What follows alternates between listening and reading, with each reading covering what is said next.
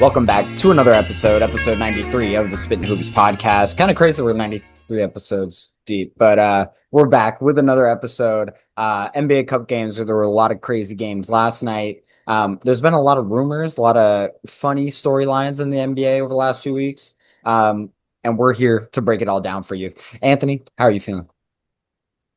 Great, man. A lot of goofy stuff going on. Excited to talk some NBA Cup, some Giannis. Is he going to go somewhere else? Probably. Some CB3 retirement tour bull jive going on. Want to talk about that? Yeah, looking forward, man. Yeah, honestly, this is gonna be a good podcast. I feel like a lot of these topics have kind of been tired, but we also have been able to like watch, like we're not insta reacting, right? Like, we've had a week to digest the CP3 stuff. We probably had a week to digest the Giannis injury plus trade rumors.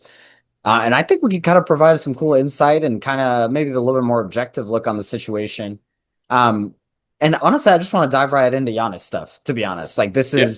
you know, this has been going on for a long time. Obviously, we've seen the Bucks make some, panic moves, I would argue, between a Dame trade, where they send out Jrue Holiday a bunch of picks, and then, you cut Dame, waive and stretch him for 5 years so you can bring in Miles Turner. Things like that. You trade for Kyle Kuzma. I wouldn't classify all those as panic moves, right, per se. But, this has been a team that has been trying to appease Giannis by acquiring winning talent. This team now remains a sub 500 team. Giannis obviously missed some time. We do have to be honest there.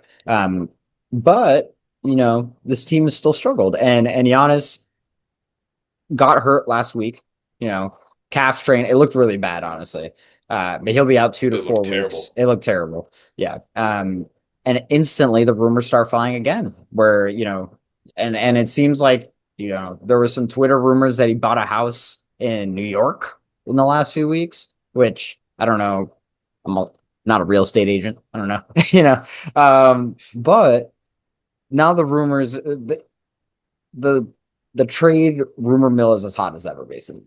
And validly so. We can get to those reasons, but what's your initial reaction to this? I mean, it's really, we heard about the Knicks rumors this offseason, but it's really taken, I think, a turn, these rumors in the last few weeks. Yeah, I have a slightly different spin on this. I read something on ESPN, but I didn't read the whole thing about like the value of trading stars. I don't think anybody should trade for him. Or maybe there's a couple teams. I don't think the Thunder obviously should not bother trading. I don't think the Spurs should trade for him after what we saw yesterday. I don't think the Rockets should trade for him. I don't really know a lot of teams that should trade for him. And if we think about great players who have been traded of late, of course, Kevin Durant is a short term example, and he's awesome. But how often is it that like this big aging contract and older guy gets traded and it's helpful for the receiving team that wanted that older guy? And now that we see that Giannis has this injury history, I'm actually a little bit concerned for a team that might want to go out for them. And he should have left 3 years ago. Well, I think That's my take on that. I think that's a fair take, 100%.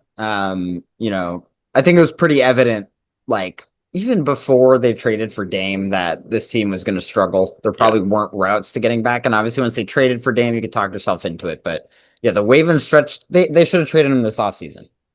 That's Yeah. like, and I think then, maybe the Spurs, having not drafted Dylan Harper yet, are willing to trade the second overall pick and other assets to go get Giannis because you haven't seen this Dylan Harper concept. You haven't seen, the Rockets. Maybe they were more, at that time would be more willing to go all in. We have Kevin Durant now. Van Fleet just got hurt. Screw it. Take everything. But now they've kind of seen their team. They're still going to win 55 games, So, um, yeah, I hear you. I also think it's Giannis Antetokounmpo. Um, and on that note, I got some fake Okay. trades for you. And Okay. All also, right. All right. Here. Yeah. yeah. And I will say, I actually think there have been trades with aging stars that work out, but it's always the aging stars that are like undervalued, like the Kyrie to Dallas type trades, Sure. But Giannis is not that. Giannis is a top 3 to 5 player, undebatably, right? So he's going to go for an exorbitant price, to be honest. But yeah, I got my fake trades. Can so just so you know, I'm going to be reacting to all of your trade ideas with a does this make sense? Giannis is 31 years old. The Thunder, although they lost last night, and we'll talk about Wemby's impact and all that stuff. They look like they're going to win 70 games and they're just going to be a dominant force. So my question is it worth it getting Giannis? How good is the puncher's chance of getting that title? And also, how does it help your draft picks and stuff? But all right, so how many teams do you have? Um, I have 4 teams. I have 4 teams that I was able to make Love that. solid. Mm, I think deals that like if the Bucks took the deal, you're not like, oh, this is horrible. Like, because also okay. we also have to be realistic here. The Bucks are not getting a Paul George type haul because Giannis's contract, I believe, is relatively short at this point. If I remember correctly. Sorry, I'm actually just cross-checking that. But so I don't misspeak. But yeah, I believe he's under contract this year, next year, and then he can opt out. And then he has a player option. So that's also something we have This year, to next year. Okay. yeah, so that's also a math here. So trade number one. Okay. I have to do this. Giannis Antetokounmpo Sarah. to the Golden State Warriors. Woo! Here's the trade. Okay. The Warriors send Jonathan Kuminga, Buddy Hield, Al Horford, Moses Moody, Brandon Pajemski, There you go. and then you probably need like Gary Payton. And then receiving, you need to get the two Antetokounmpo, you need to get Thanasis and Giannis. And then you just need to fill your rest of your roster with minimums at that point. The Bucks would have to either reroute players or cut some guys. But the Warriors, to do this trade, need to trade every single draft pick they have. They only have one outgoing draft pick, I believe, in 2028. That's like going to the Wizards. That's top 15 protected. So basically, if that pick falls in the top 15, you give that to the Bucks. You give all your other picks to the Bucks. So we're gonna say that's around three unprotected first, 3 swaps in that weird lottery situation, in 2028 or whatever. So that's trade number one. The idea with this trade, Okay. you're not getting a young player Yeah. you like. You're not getting a young player you like here, No. but you're getting an exorbitant amount of first round picks that are these are probably the best first round picks that you can get in any trade because Steph will be gone halfway by year 2 or 3 of these picks conveying Steph is gone. By year 2 or 3 of these picks conveying Jimmy's gone. By year 2 or 3 of these picks conveying Giannis is 34. You know, so if you're the Bucks, I think this is a type trade that you really like. If you're the Warriors here, you're going all in. You're finding a way to keep Draymond and Jimmy while acquiring Giannis. Um, do you really care about these 7 first round picks that you have when Steph is retired? Do you really care about keeping all these young guys around with what you've seen this season? So I think this trade actually makes a lot of sense for both teams. I don't think the Warriors do it, and also I don't know if Giannis wants to play on this team because this is also Giannis would come here for 2-3 years and need to get traded elsewhere because half these guys are going to be retired. So that's trade number one. I can give you the Mm, other ones, but okay. Wait, let's go team by team. okay. Just so I can react. Interesting.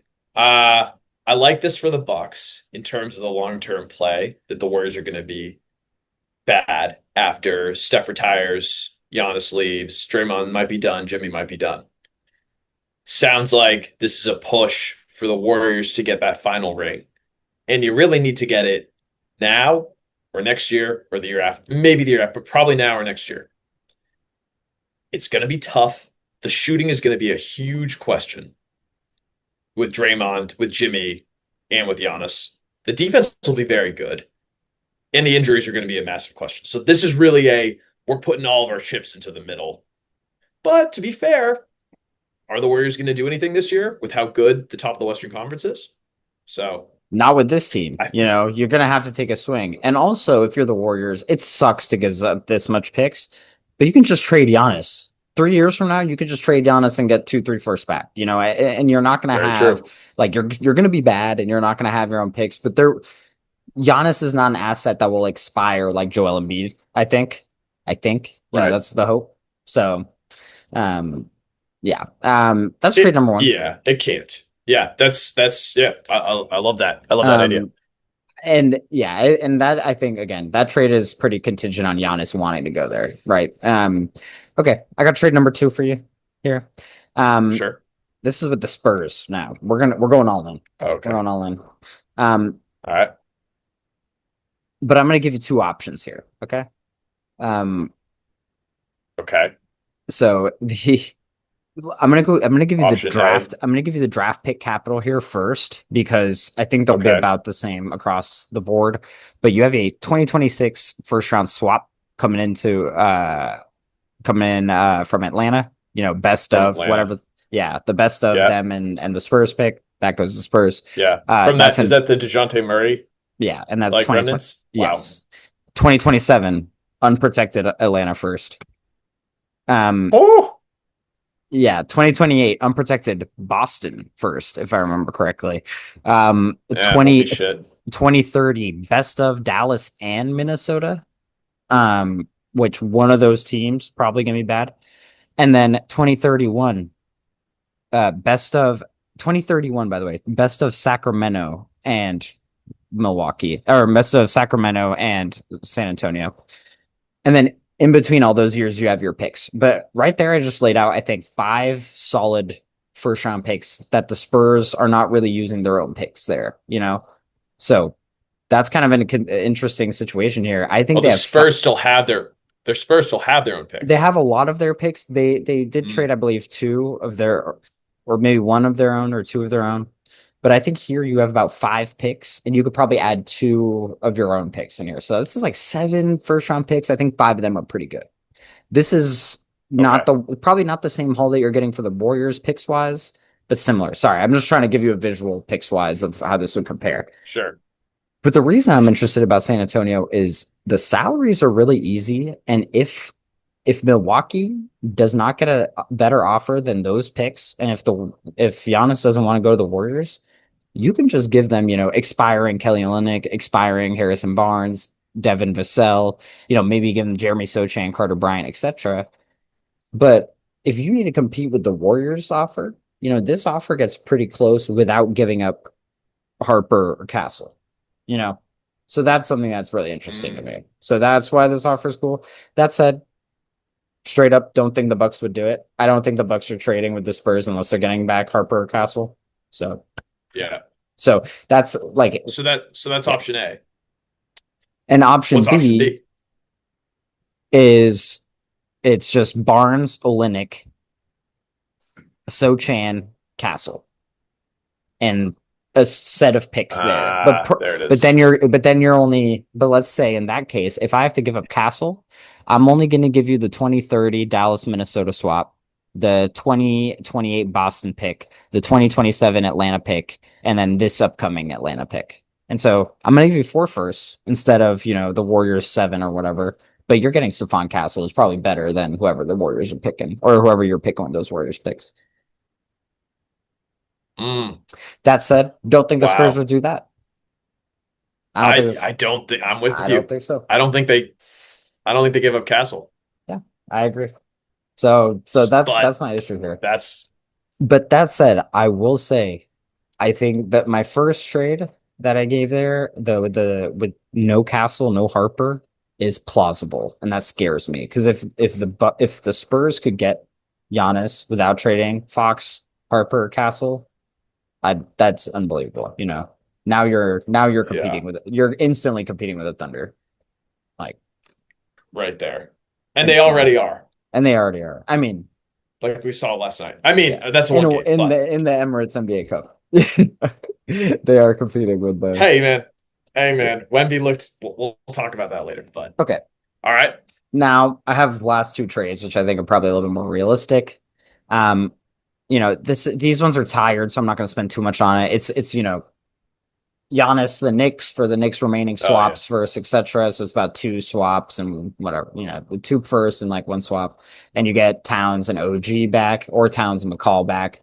Um, I don't know if I'm doing that if I'm the Knicks, especially with how good they're playing this season. And if I'm the Bucks, Yeah. what am I doing with Towns and McCall Bridges? Just because I don't have my own first round picks doesn't mean I just need to sit on Carl Anthony Towns and like just be a mid team, Like Yeah. it's just I'd rather cash out. So don't like that trade. I don't really want to spend too much time on it. That was the one we were talking. That's the one that was rumored this offseason, and it never really made sense to me. But it is what it is. Yeah. This type of trade feels like you need a great you either need a top five player coming back, or what are you doing? It doesn't make sense to bring back the Knicks and have them tread water. Or sorry, And the Bucks have them tread water with the Towns I and Bridges. and I don't want to burn my relationship with Giannis, right? But if he says I only want to go to the Knicks and the Warriors are offering me seven firsts, and I have to either look at seven Warriors first or I have to trade for Karl Anthony Towns, I might have to have a rocky relationship with Giannis, moving forward. Like, Yeah, 100%. yeah, I think you have to at that point, like, yeah, it's like the gap is just too big between these offers. And that's no flame to Towns too. Great qualified player, but he's getting paid a ton.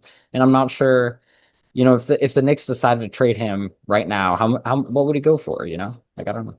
Like he would go for value, but like I don't know how much. Yeah. I think this also speaks really well to the importance of like roster development and how once Giannis like hit his plateau, they did a good job of bringing in other guys. But outside of Bobby Portis, who have they really homegrown and has been like a reliable guy within the ranks? It's Funny really a shame. enough, funny enough, it's happening too late. But Green and Rollins are probably the only two Sure. guys you could point to, but it's happening too late. Yeah. It's like a little, It's too late. Right. yeah, as good as they are, they're very impressive. So, anyways, Knicks trade, don't care about that one. Okay. Hawks, that's the last team, I think. Mm. I think that's the most, and this is probably the most plausible one. The Hawks have, as much as they have still some first round picks going out, they do have a lot of first round picks themselves, including like this Pelicans just demon asset that they have upcoming here. You know, it is what it is. Um, so the Hawks are really interesting because they can actually theoretically trade for Giannis without trading Trey Young or Porzingis. But if you look at the way their cap is split up, you should trade Trey Young or Porzingis because you will 100%. the only way, yeah, the only way you bring in Giannis without trading one of those guys is trading like Okongwu, Risa Shea, Kennard, Nickeil Alexander Walker, and that's really sacrificing your depth. And at that point, would you rather just trade Porzingis? Just trade Porzingis and trading all four Yeah. of those guys. But you can Yeah. do it. You can do an Okongwu, Risa Shea. You can do an Okongwu, Risa Shea, Nickeil Alexander Walker, Kennard deal. So theoretically, you could, and then give up a bunch of firsts. I just don't think the Bucks are doing that. So I think the likely option here would be like a Porzingis going out. Porzingis, who's on a short term contract, I believe he expires this year. So I think that makes sense. You do Porzingis, you do Risa Shea, and maybe you have to throw in a Dyson Daniels to get it over the line. But I honestly wouldn't mind it. Mm. I honestly it would suck, but I wouldn't if I'm getting Giannis and I can retain Nickeil Alexander Walker and I can retain, even a Luke Kennard who can cover for Dyson Daniels, I'll just do it because also Dyson Daniels is fit on a Giannis team feels weird to me. So Uh, Dude, I think 100% you give up Porzingis, like without a doubt. Like if you can keep Jalen Johnson and you can keep Dyson Daniels and you can keep Trae Young, yeah, and you can keep Nickeil Alexander Walker in this yeah, depth, I yeah, will say you'd probably need to trade Dyson Daniels if you're not trading Trey, Jalen, or Nickeil Alexander Walker. But I mean, yeah. salary wise, Porzingis and Nickeil Alexander Walker basically get you to Giannis' salary. You just throw in like, Luke Kennard or whatever is expiring. But yeah, so but Nickeil Alexander Walker is playing like too well to trade, honestly. He's playing really He is. well. He's playing very well. Yeah, he's Um, been great. so this feels like the best team because also if they make this trade and they go all in, and this is something you were mentioning earlier, if you're too young, like the Spurs or even like the Thunder or the Rockets, where you're showing development, you don't want to give up the future assets, because you want to see the team continue to build. But I will say with Atlanta, the age wise, between Trey Young and even between Jalen Johnson, who's getting a little older now, they're kind of ready to win now, but they're young enough where if you made a win now trade like this, you will still be able, like this team will be good for 2, 3, 4 years, in my opinion. So I would actually, if I was the Hawks, would feel comfortable with this. Um, and I would give up pretty much every first to get over the line. Mm, yeah. Th- If I, well, how this is a separate. Actually, you can give me your opinion, but also give me your opinion on what if you traded Trey Young and it's still.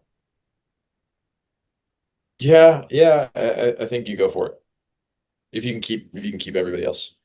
Mhm. And then maybe you give up one of the centers. Maybe you give up Okongwu and Trae Young. And then you Yeah. have Giannis, Porzingis, Dyson Daniels, Jalen Johnson, and Nikhil Alexander-Walker. Yeah. I love the Porzingis fit next to Giannis, Hmm. theoretically, but is he going to be healthy? That's just always the question, which is, Yeah, I don't know if I can depend on that. When Trey Young, has been relatively healthy.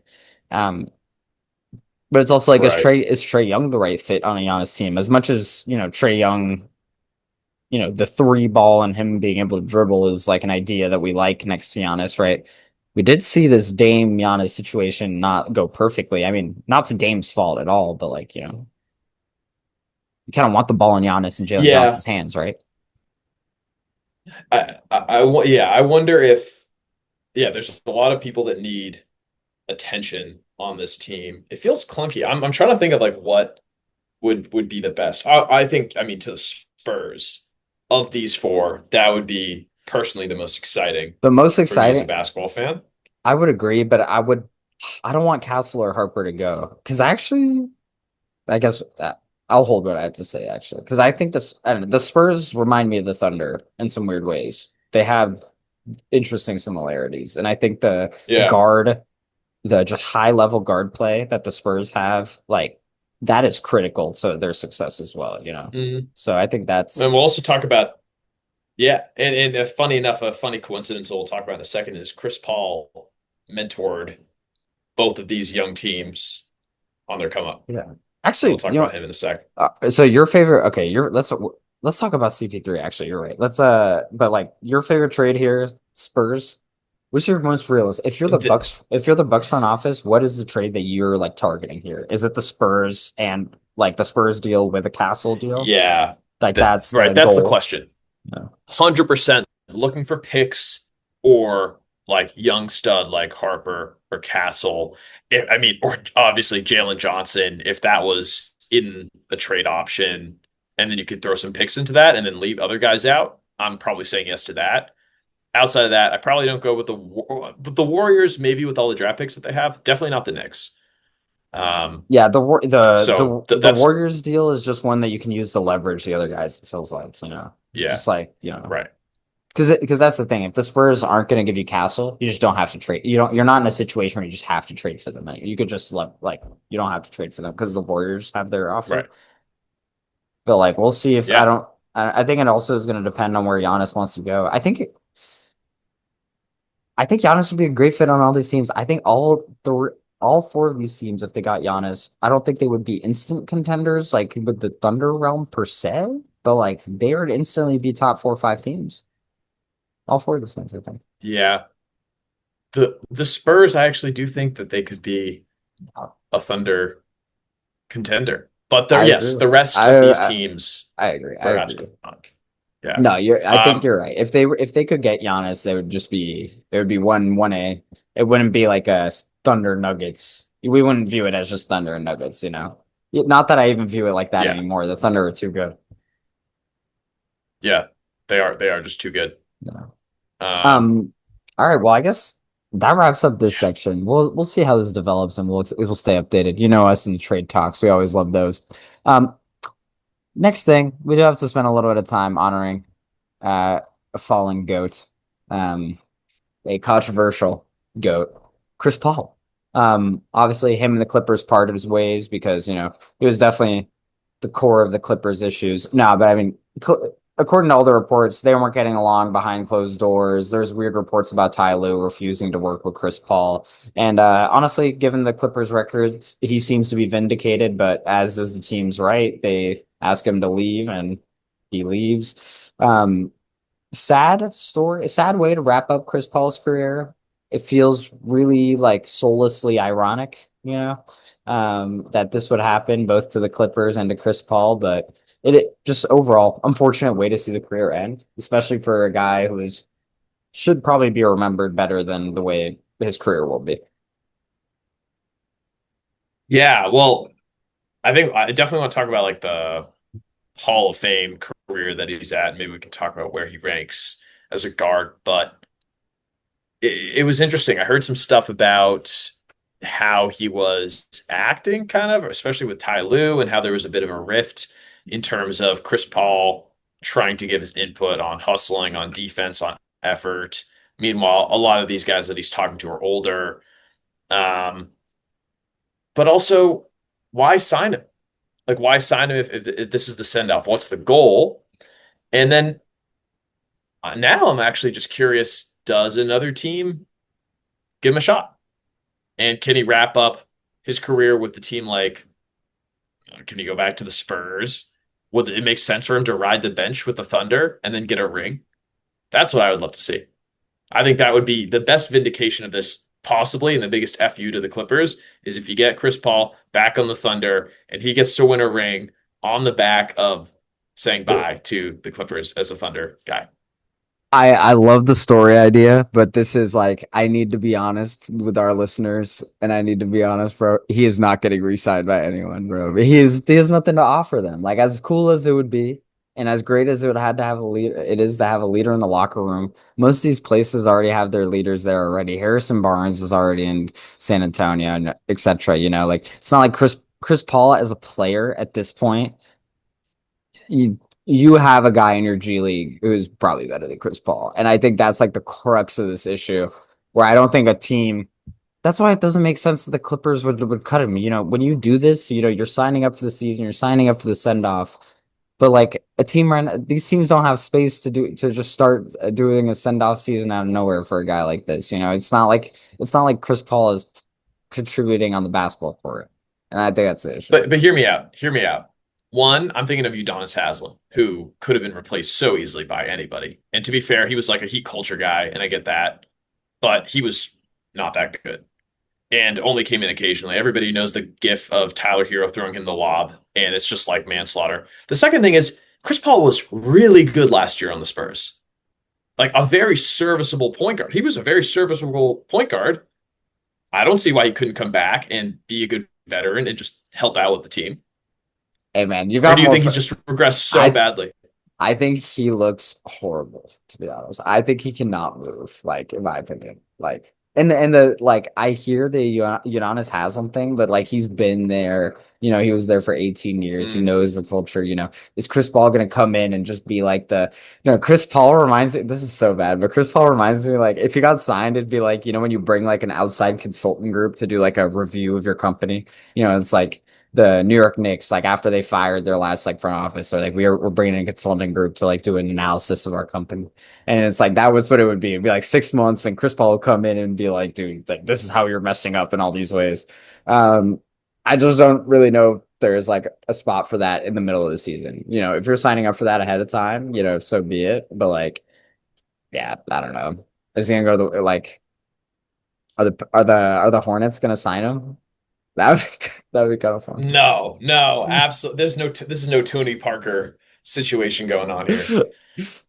But he'd be going back It home. would He'd be be going back cool. home. Or okay, actually, Pelicans. yeah, is it okay? That's what I was gonna say. Is it linear? Would it be? Yeah, it'd be the Pelicans, right? It'd be the Pelicans. But I linearly though, didn't the franchise that Chris Paul played for move to Charlotte, and then they expanded with the Pelicans? Am I making this up? I believe the names changed But because and then they gave back the because, history to the other team yeah, well, while they were the Bobcats.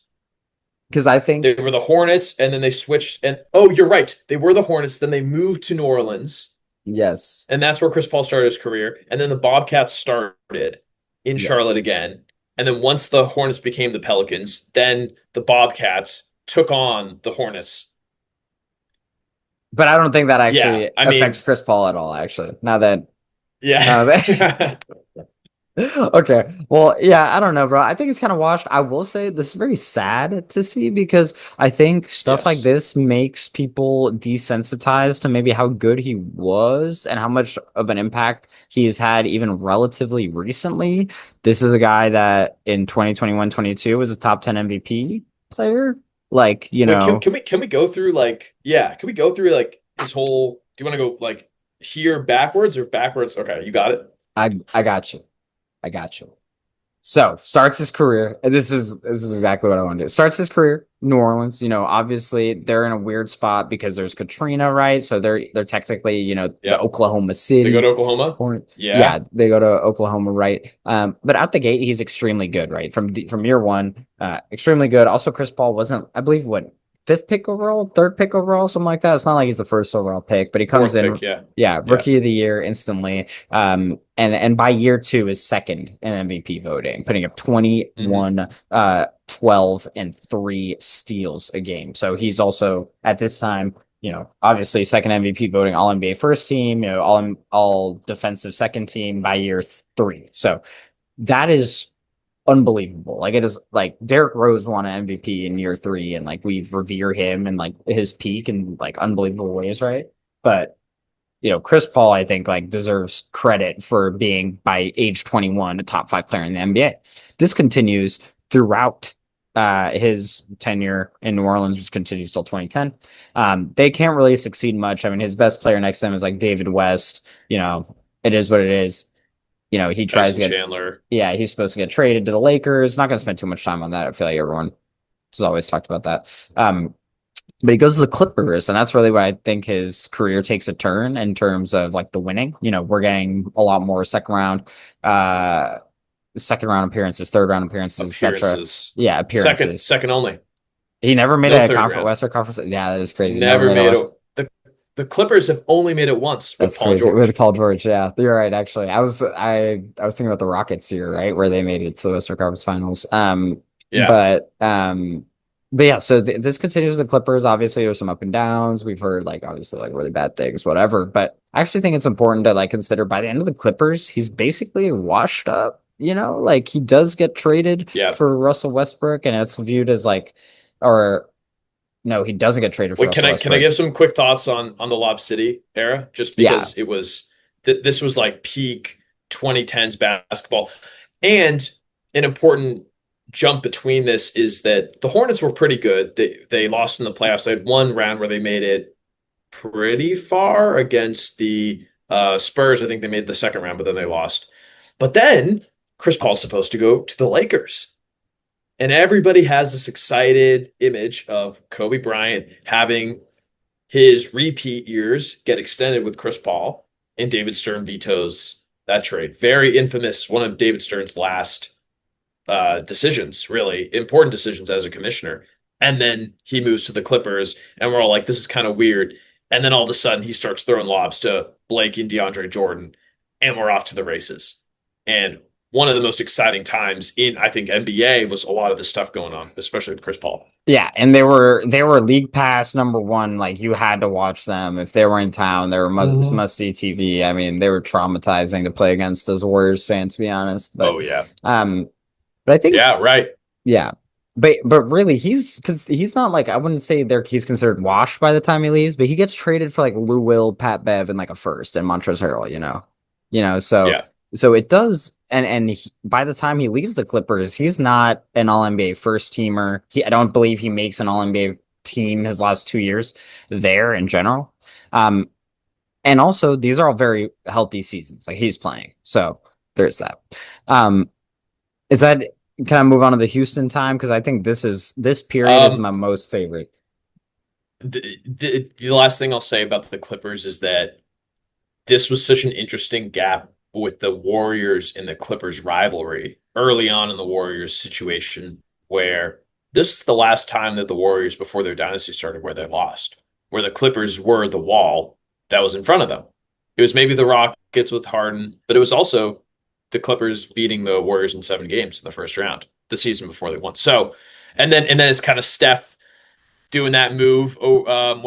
Chris Paul like falls On down the and does like the sideline, yeah. 1-2, and that was kind of the passing of the guard of the best point guard, officially moving from Chris Oh, Paul to Steph Curry, and this is a great point, and actually. then Yeah, before we get to Houston, it is important to note that until basically that 2014-15 range, Chris Paul is the best point guard in the league. He's the point yeah, guard. The only person competing with him is Darren Williams for like a 2 3 year span. You know, hmm who was extremely good at his peak, by the way. But I yeah, frankly, Chris Paul was better.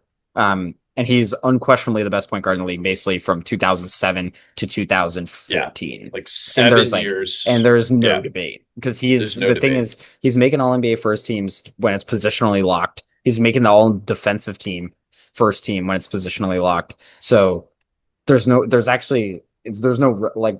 where anyone was better than him. So really impressive, to be honest. Also led the league in assists, I believe, like 4 out of 7 years in that stretch. So yeah, I Insane. think that's important to note. But yeah, by the time he leaves the Clippers, no longer the best player in the league or best point guard in the league. He's hitting 30. This is like people are worried about like the Isaiah Thomas type guys, short point guards. And Hmm. to be honest, he is a lot more injury prone by the time he gets to Houston. Only plays 58 games in back to back seasons after getting traded for, like I said, no offense, but kind of a poo poo platter of like, Lou Will, Pat Bev, Montrezl Harrell, etc. Right? I think Sam Decker is in that trade. I could be wrong. Cool. Super random. I Paul. think that might be a pull. But gets to Houston, and Houston really goes from being a team that was like hard independent with a lot of other guys where they kind of this two-headed monster and a lot of bigger wings.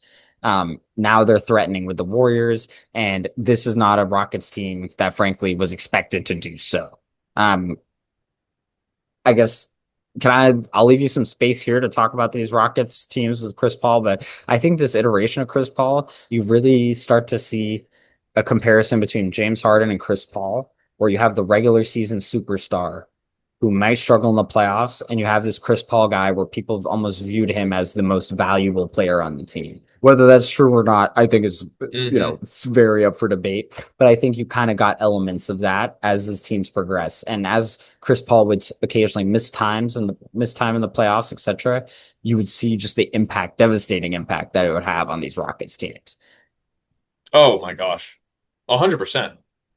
I'm actually looking at his 2018 playoff log, and this is his first year with the Rockets, and he plays really, really well throughout the entire playoffs. Let's see, Unbelievable. he shoots like 45% from the field, 37% from three, averaging, oh, I can't get the points per game average, but he scores double digits in every single game. And even in the second round, against Utah to put them to move them to the conference finals. He has 41, 10, and 7. So he's still absolutely out of his mind. And to your point, no all-stars with Houston, but known as like that playoff. Is he more important than James Harden, the better player?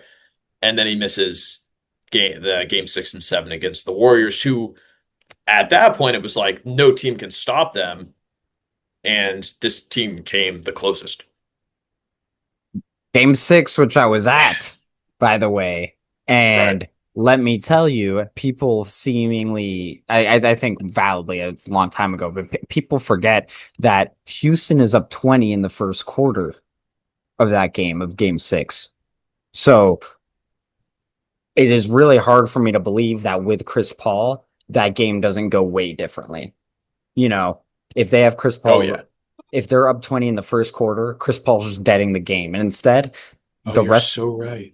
and I remember it vividly. And by frankly, by the second quarter, Clay and Steph are heating up, and then third and fourth quarter, the Warriors are just slamming the Rockets. But the game goes totally Wow. differently if Chris Paul is healthy. And I remember vividly as a 18-year-old sitting in those stands thinking, "Oh my, thank God Chris Paul is not here." That was Yeah. all I could remember as Clay is raining down threes, in this game seven, so in this game six. So anyways, Some that's bad luck. Some bad luck all. with the injury. Yeah, and yeah, some bad luck is putting it lightly. Let's Yes. so we can round out, I think, the Houston stuff, frankly. By the Yeah. end, it gets a little sour. They get second rounded, right? If I Yeah. remember correctly, by the Warriors Yeah. again, but this time in 6 or 5, right? Um, Yeah.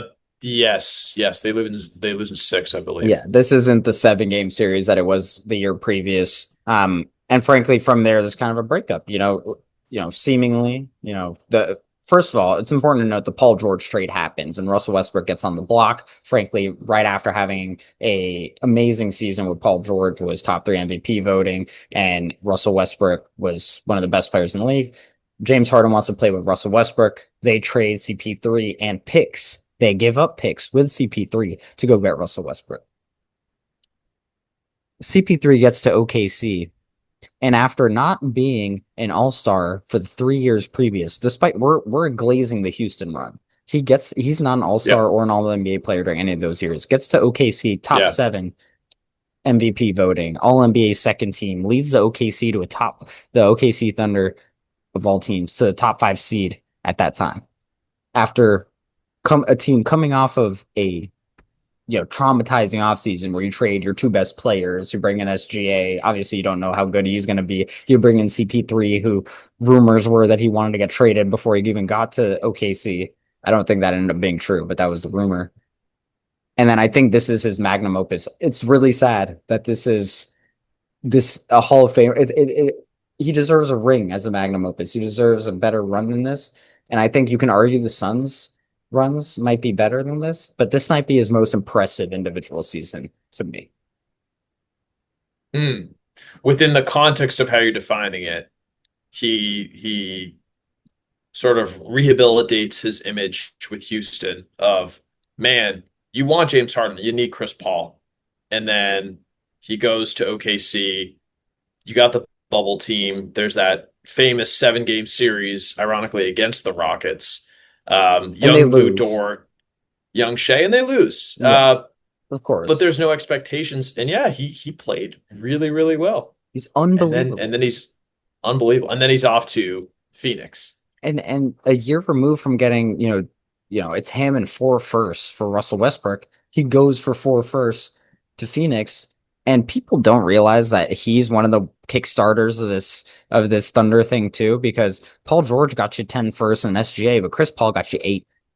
Chris Paul got you eight Right. first. So and That's a and great point. frankly, and some players. So yeah, I think deserves a ton of credits. I think the Phoenix run is also just incredibly impressive. At this point, he's 35, Yeah. 36-year-old, just plugging away on a team with DeAndre Ayton, who is getting cut by the Blazers within 2 years of leaving Phoenix. He's on a team with it's him and Devin Booker really carrying the load, and they're just incredibly impressive runs.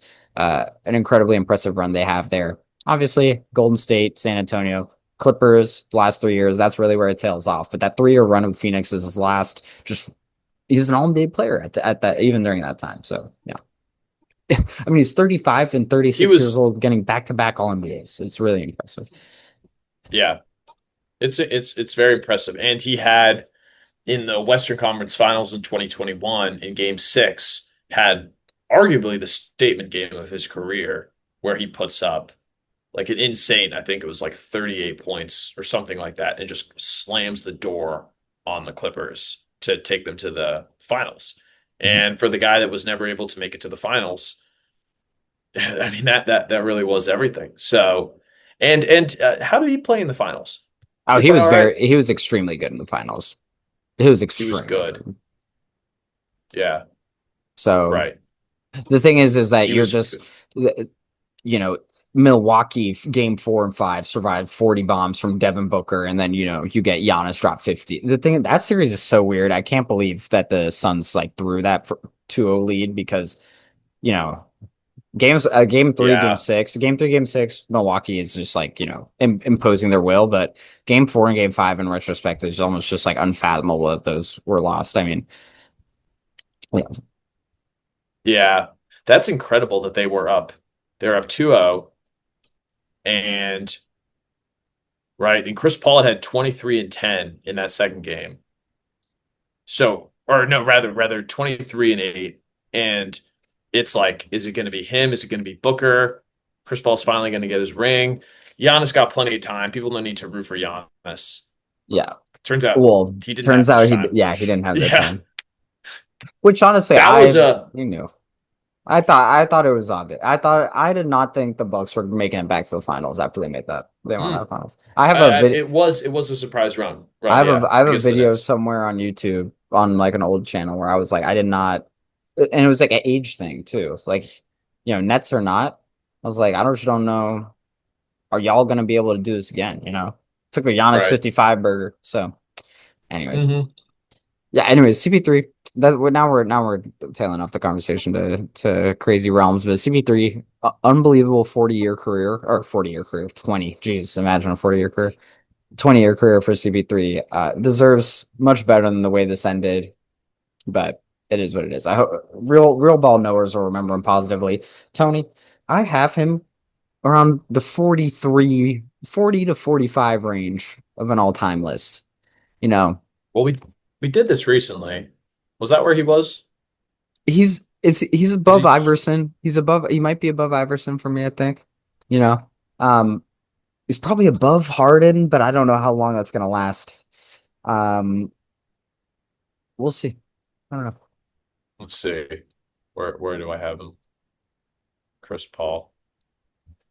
He's Where is under Chris the Paul? Wades and the Garnets of the world, of course, but Yeah. he's about as close as those Okay. guys. I have him at. He's like in the. It's kind of weird how a lot of guards end up bunched here, but I have him with Stockton, Steve Nash, Bill Walton, Walt Frazier, Chris Paul, James Harden, Dave Cowens, Kevin McHale, Allen Iverson, Pat Ewing. Okay. So So you have yeah, he's Nash ahead of Paul. yeah, but you could put Chris Paul ahead of Steve Nash and John Stockton and Walt Frazier, I would not complain, and yeah. The and thing it is, would not be yeah Walt has a really interesting case in all these arguments, and so does Stockton. Um, yeah. but yeah, I think I agree. I think I agree, honestly. I think it's a good place. And to be honest, that I might not even do him justice. I mean, peak wise, it's hard to debate that CP3's peak was not definitely better than Walt Frazier's peak, at least. Yeah, And and John probably better than Stockton's. Stockton's, yeah. So you Yeah. could talk me into ranking him kind of that 30. I had I said 40 to 45 range, but I had written my notes actually like kind of 35 to 45 range I could get talked into. Hmm. Thing is like these Hardens of the world are gonna start passing them up. We could start passing them up. I think we'll see how I feel about Harden when he retires, but he's gonna have an unbelievably interesting all time case. James Harden will. Yeah. Like I think Or that Chris Paul. Yeah, yeah. It just he's be my historical comparison. Sorry, he's like kind of my like him and Chris Paul feel like interesting, similar arguments. A lot of different teams, a lot of success on paper, no chips. Obviously, Harden has an MVP, Chris Paul doesn't, but it's not like it's more long term successes than like Steve Nash back to back MVP. right. That's why they have a lot of historical similarities. Sorry, that I just randomly brought up James Harden. But yeah. Well, they're so close in career. Is so if we look at it, 12-time All-Star, 5-time assist champ, 6-time steals champ, 11-time All NBA, rookie of the Nine-time year, of course. defensive. Yeah. I mean, Um, that's unbelievable. and then what, second all-time in assists I behind believe, Stockton. I believe so. So yeah, has the peak of a top five player for Yeah. probably 5 years I mean, in the he late has 2000s, early 2010s. 100%, but he also has 6 MVP top five finishes that are spread out across 15 years, pretty much. Just Yeah, crazy. Because he gets a top five MVP finish in 2021 and gets a top five MVP finish in 2007. that's insane. That's kind of crazy, Yeah, like range. it is. Anyways, It's shout out crazy. to And yeah, he was such a team uplifter. Like that was the thing that just made him work so well was that he could elevate.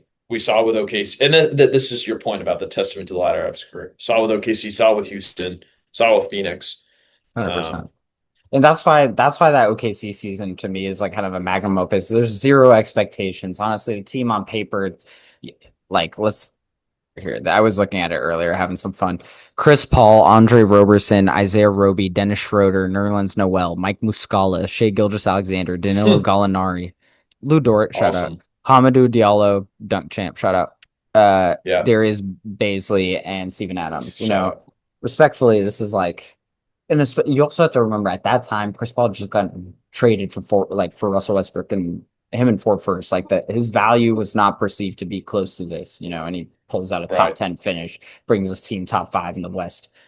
No, I don't know. It's a really impressive team. I mean, um, if I remember correctly, there's like Terrence Ferguson who's playing a lot. I don't know if you remember this guy. He's like out of the league within 2 years after that. Yeah, But yeah. anyways, so really impressive stuff. That's enough CP3 glazing, probably. That's awesome. That's so awesome. All right, I feel like Good last thing we got stuff. yeah, last thing we got to talk about, I feel like is NBA Cup really quick, but you can take that. Yeah. Yeah, quick hits. Um, I got most of my picks wrong. I actually think I got every single one of my picks wrong. So don't take draft picks or betting picks from me. But the Knicks look really good. I think that the Knicks are probably I think that the Knicks are the best team in the East. And shout out to 1999 Knicks Spurs finals. We're doing it all again in 2026. That game last night. I want to hear your take. I know we both watched it. It really felt like a Spurs are plus 400 to win this game outright, Hmm. according to some books. And it was wire to wire. This was awesome. This game was great. And Wemby looked fantastic. Again, some interesting moments, but he looked pretty good. 14-0 run to bring them back. I mean, they're down 15 in the second Mm, quarter, and you're worried it's going to run away with the game. But, you know, the yeah, Spurs kind of stuck. I mean, to beat the Thunder, this is kind of the blueprint. You got to hang around in the game until the Thunder's offense gets stagnant, you know? Like yeah, I really still to this day think that's the one, negative of the Thunder team is their offense. And, they come out in the second half, they break like 7 straight shots, to start the second half, right. right after this 15-0 run, the Thunder do. Um, and it's like, geez, like they're about to throw this game. Obviously, the Thunder are really good. They stay within it, and the Spurs have to just play out of their skin. Fox looked amazing last night, Mm, etc. Right? Yeah, really impressive.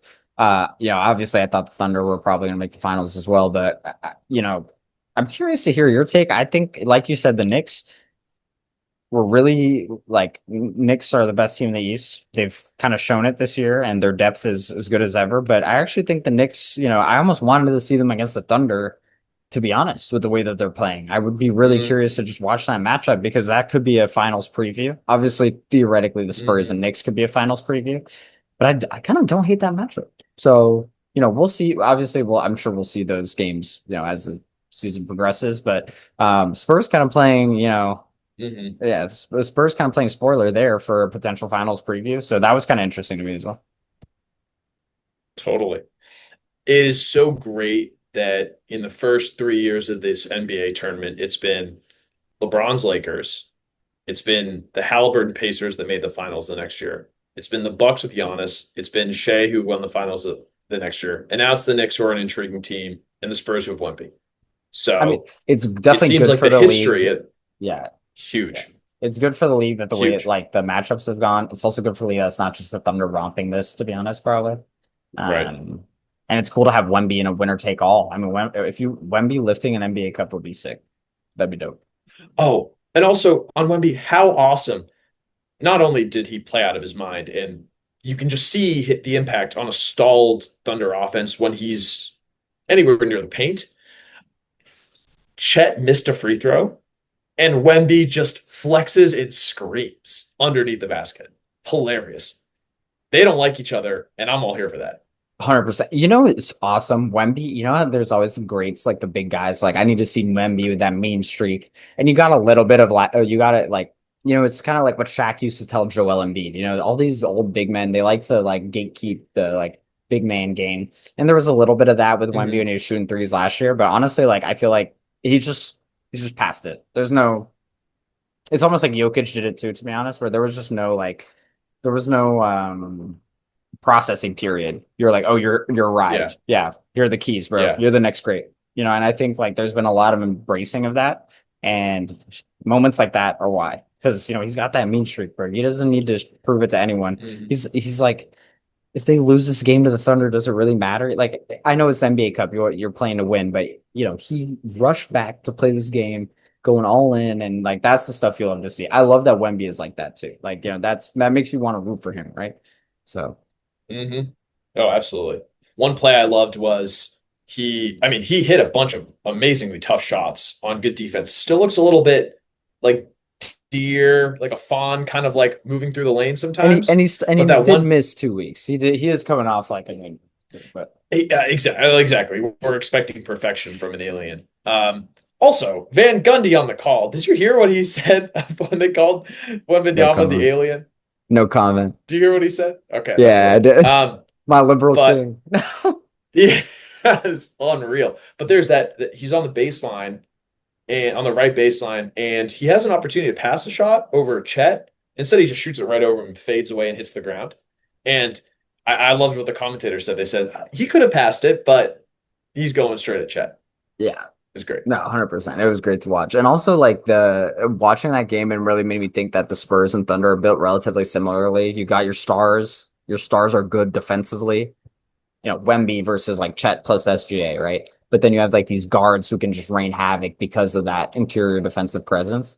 Um, like frankly, Harper, Castle, Fox, they always have two of the three on the court with each other. They're not that tall, but they have so much protection down low that they're able to just go Hmm. crazy on defense. And frankly, Yeah. I would argue Harper and Fox aren't even that amazing defensively yet, but they're able to play quite well on that end. Plus, the Harrison Barneses of the world who continue to just play out of their skin. I mean, very good. Very impressed Hmm. by the Spurs, but that was the game. That game was the first time I kind of thought, oh, like I see a lot of similarities between these teams, weirdly. So, Hmm. Yeah. Yeah. It's cool. They're close in geography. They've both been good at the same time in the past. Like, this is going to be a great rivalry. 100%. It's going to continue. Any picks I'm for the excited. finals? I think I'm going to pick the Spurs. Ooh. I mean, whatever team I say, I feel like I'm in the opposite. But I'll go Knicks. I think the Knicks have like a well-balanced team, and maybe it's like the emotional, like, wow, we beat the Thunder. Maybe there's a letdown, but I don't think the Knicks see themselves winning anything anytime soon, so they're going to gun for this cup. Well, I think they are going to gun for this cup for sure. And I think they have, Knicks also, they've been showing a level of depth that have been so impressive. Like that, like Oh yeah, Tyler Kolek is going on a run in the second quarter of the Magic game. I'm like, dude, like you were not playing yeah, last year. Like, I'm yeah, pretty impressed with them too. So excited to yeah. see all that. It's been great to That's see. probably enough Yes, talking from sir. us. Feel like we delved into a lot All this right. podcast. Anything else for us? Yeah, I got a quick quiz for you. Oh man, I'm nervous. All right. So if you want, you could use your writing pad for this. This might take some mental. But my fun fact for episode 93 is that there are currently 93 players in the Naismith Basketball Hall of Fame who at one point played for a team in the Pacific Division. So that's the fun fact.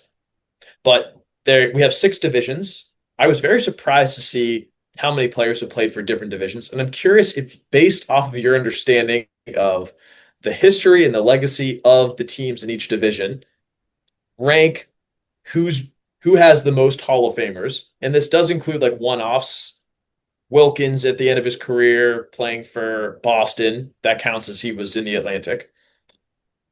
Do you Mhm. think you can name of the Atlantic and the Southwest and the Northwest and all the divisions the order? Like, so okay, if I understand this correctly, like conference independent, like whatever. Conference independent, just Conference division. independent, just going by down divisions. Okay.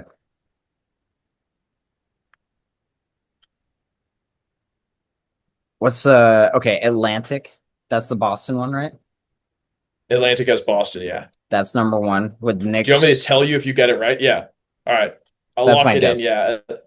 That you're Yeah. correct. The Atlantic Division has 103 Hall of Fame players that have played for teams. And this could be like Mutombo having played for Nets and Sixers, by the way.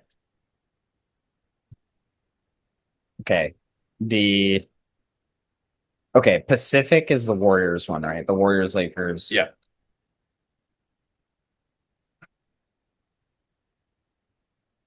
The thing is, bro, these Western teams, a lot of them haven't existed for as long as the Eastern teams, which is kind of like a catch 22. So keep in Um, mind, Atlantic has 103. They're first. mhm. And I gave you the number for Pacific teams. What was the number for the specific teams? I didn't. Mhm. How many episodes we got? Oh yeah, you didn't tell me what. How many is that Atlantic have? 103.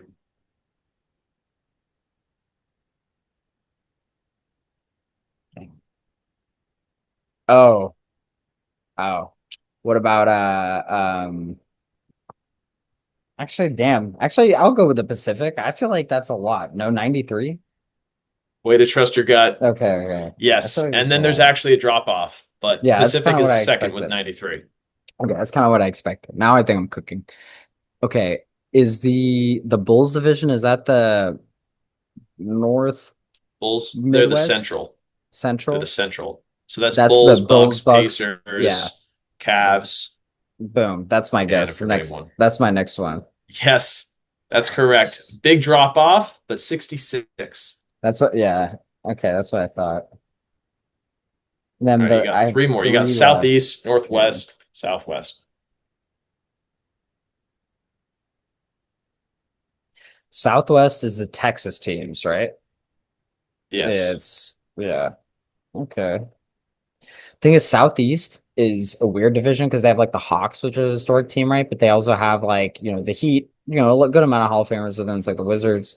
Actually, yeah, I'll go with that, Southeast. Because they have the Hornets. That's the bad. That's something that sucks, but Southeast. Bro, you're cooking. Southeast is next, 61. Dude, All right. I'm If you can get him. this next one, you got it. Southwest. Standing on it. You were so close. No, So, no. another huge drop off. The Northwest Division has 43, and it makes sense to think like, oh, it could have been the Southwest, which Yeah. has 39 currently. Oh, okay. Damn, Northwest So, has that many because Northwest is like what, Portland, Denver, it's Nuggets, Minnesota. Portland, Minnesota. So Minnesota only had two on the which is kind of crazy to Okay, think about bro, that's all time. crazy. But that's Denver, OKC or uh, so Seattle, Seattle. Okay, Seattle. I'm with that. You win. You win. It's I'll well accept done. that. I mean, Unfortunately, dude, you crushed that. yeah, I'm pretty happy with that. I'm not gonna lie. I will say, I think it was the figuring out the drop offs wasn't too hard. Like the drop off, figuring out the drop off after 2 to 4 or 2 to 3, that wasn't, or like after the first two, that wasn't too hard to Hmm. figure out. And then I also did think there was a drop off after that, so that did help out. But that's an interesting quiz. That's probably one of the most unique quiz we've done, I think. Yes, sir. Yeah, good stuff. That shows off the cuff basketball historical knowledge Dude, love to right see it. there. Well, I think that wraps it up for us. You got anything Yes, else for us, sir. Anthony, or is that it? No, sir. Looking forward to the NBA Cup final. Looking forward to my Celtics keep playing well. We'll see what happens with Giannis. And as always, we'll be here spitting hoops. Holler at y'all soon. Giannis the Warriors. Peace.